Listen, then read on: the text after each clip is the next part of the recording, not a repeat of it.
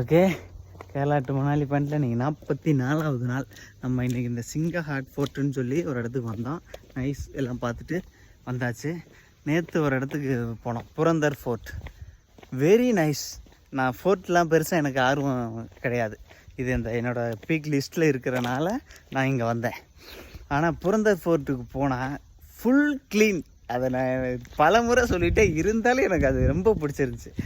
ஏன்னா நான் எதிர்பார்க்குற ஃபோர்ட் இதெல்லாம் பார்த்துட்டு சும்மா அப்படி இப்படி இருக்கும் அப்படின்ட்டோன்னே அங்கே போய் அப்படியே க்ளீனாக, அந்த மலேசியாவில் நான் இருக்கும்போது அந்த ரோடுகள்லாம் இருக்குது, அந்த மாதிரி க்ளீனாக இருந்துச்சா ரொம்ப சந்தோஷமாக இருந்துச்சு. காரணம் அது மிலிட்ரியோட கண்ட்ரோலில் இருக்குது, ஃபுல் மிலிட்ரி கண்ட்ரோல். இதில் இன்னும் எனக்கு கூடுதல் சந்தோஷம் என்னென்னா, அங்கே தமிழ்கார ஆள்லாம் பார்த்தேன். திண்டுக்கல் அண்ணன் சுந்தரராஜன் சொல்லி ஒரு அண்ணன் இந்த நமக்கு டீ இதெல்லாம் கொடுத்தாரு. அப்புறம் கேரளா அண்ணன் அனீஸ்ன்னு சொல்லி இங்கே திருவன்றம்.